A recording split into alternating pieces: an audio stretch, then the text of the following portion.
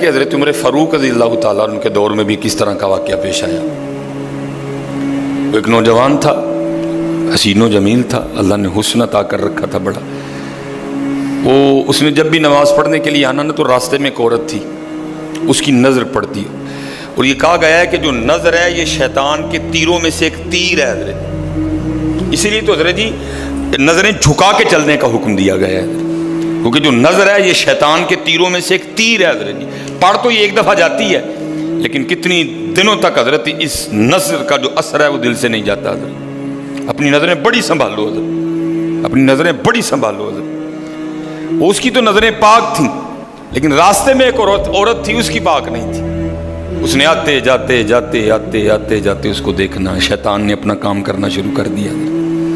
اس نے ایک دن کیا کیا، اس نے اپنی خادمہ سے نا اپنی خواہش کا اظہار کیا، میرا دل کرتا ہے کہ اس نوجوان سے نا تنہائی ملے، لیکن ملے تو ملے کس طرح؟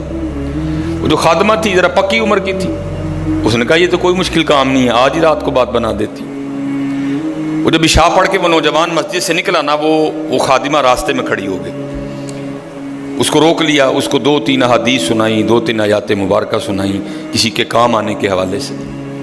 ہمارے گھر میں مرد کوئی نہیں ہے، کچھ وزنی سا سامان اٹھانا ہے، اگر آپ اٹھا دیں تو بڑی نوازش ہوگی، اللہ راضی ہوگا، اللہ کے رسول راضی ہوں گے، کہ کوئی مسئلہ نہیں۔ اسی طرح ہوا حضرت، وہ گھر لے گئی، پچھلے کمرے میں لے گئی، وہ جیسے کمرے میں داخل ہوئے وہ عورت پہلے موجود تھی، اس نے جناب اندر سے چٹکنی لگا لی اور اس کے سامنے اپنی خواہش کا اظہار کیا۔ جیسے میں نے کہا نا بڑا مشکل موقع ہوتا ہے، لیکن وہ نوجوان ہماری طرح کا نوجوان نہیں تھا، وہ قرآن والا نوجوان تھا، اس کا تعلق قرآن سے مضبوط تھا۔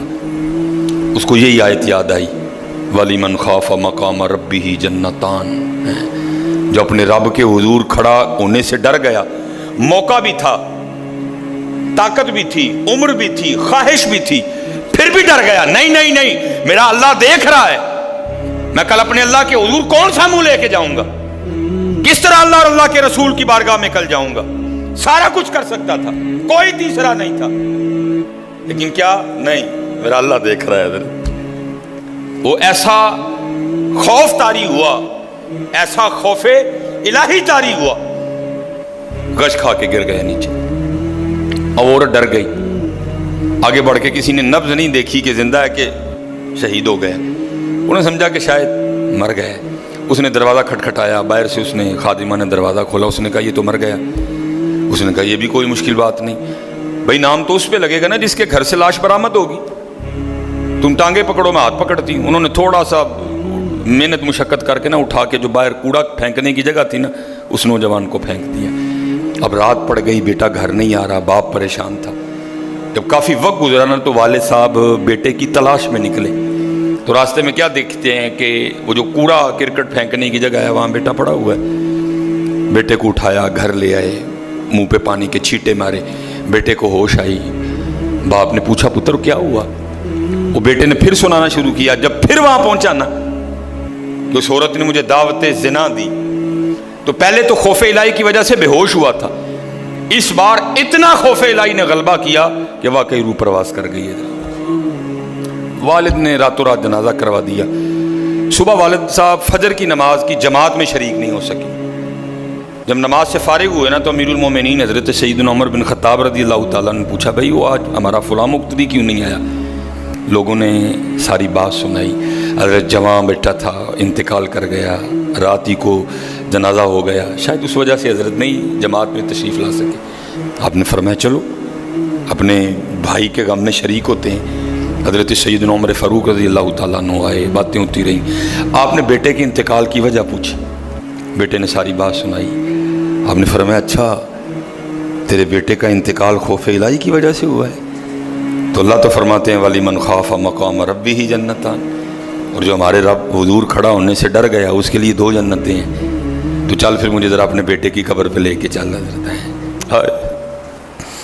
لکھا ہے حضرت عمر فاروق اب اس کے بیٹے کی قبر پہ تشریف لے، اس کی قبر پہ کھڑے ہو کے اس نوجوان کو باہر سے مخاطب کر کے فرماتے ہیں، اللہ فرماتے ہیں وَلِمَنْ خَافَ مَقَامَ رَبِّهِ جَنَّتَانِ، اور جو اپنے رب کے حضور کھڑا ہونے سے ڈر گیا اس کے لیے 2 جنتیں ہیں۔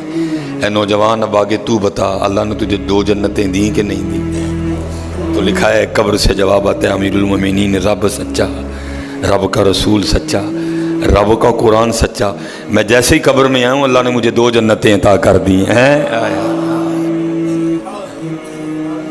بچو اس سے بچو حضرت، اس دور کا سب سے بڑا فتنہ حضرت، اس سے بچو حضرت، اور خود نہیں بچا جاتا حضرت، اپنے اللہ کے حضور بار بار گڑ گڑاؤ یا اللہ سانو بچا لے۔ اور پھنسایا حضرت ہمیں انہوں نے اس طرح ہے، ہمارے معاشرے کو انہوں نے اس طرح کا بنا دیا ہے کہ یہاں زنا بالکل بری چیز نہیں سمجھی جا رہی، لوگ فخر سے بتاتے ہیں، اور یہ قرب قیامت کی نشانی ہے۔ لوگ گناہ کر کے فخریہ بتایا کریں گے۔ آج کا نوجوان فخریہ بتاتا ہے، جی میری اتنی گرل فرینڈز ہیں، آج کا نوجوان فخر سے بتاتا ہے۔ یہ قرب قیامت ہے، یہ نشانی ہے قیامت کی۔ لوگ گناہ کر کے ڈریں گے نہیں بلکہ فخریہ بتایا کریں گے، ہاں جی میں یہ گناہ کر رہا ہوں اور اتنی جگہ کر رہا ہوں میں یہ گناہ۔ لیکن کیا ہوگا؟ نیکی مشکل ہو جائے گی۔ آج حضرت جی آپ دوسرا نکاح کر لیں، اللہ سنت ہے، قرآن میں اللہ خود کہہ رہے ہیں فَإِن تَابَ لَكُم مِّنَ النِّسَاءِ مَثْنَىٰ وَثُلَاثَ وَرُبَاعَ۔ پہلے کی تو اللہ نے بات ہی نہیں کی، بات ہی دوسرے سے شروع ہو رہی ہے۔ مِّنَ النِّسَاءِ مَثْنَىٰ وَثُلَاثَ وَرُبَاعَ، پہلے کی بات ہی نہیں ہوئی، بات ہی دوسرے سے شروع ہو رہی ہے۔ جتنی مرضی گرل فرینڈ رکھ لیں آپ کو کوئی برا نہیں سمجھے گا، بلکہ لوگ آپ کے جانے کے بعد بڑا خوش ہو گئے کہ یار بڑا رنگین مزاج آدمی ہے۔ لیکن حضرت آپ دوسرا نکاح کر لیں، اسی وقت آپ لوگوں کے کاغذوں میں 2 نمبر ہو جائیں گے حضرت۔ پیکے بھی ناراض، سونے بھی ناراض، بھرا بھی ناراض، سالہ بھی ناراض، ہیں جی چھوٹا بھی ناراض، بڑا بھی ناراض ہے۔ یہ کیا ہے؟ یہ قرب قیامت ہے حضرت۔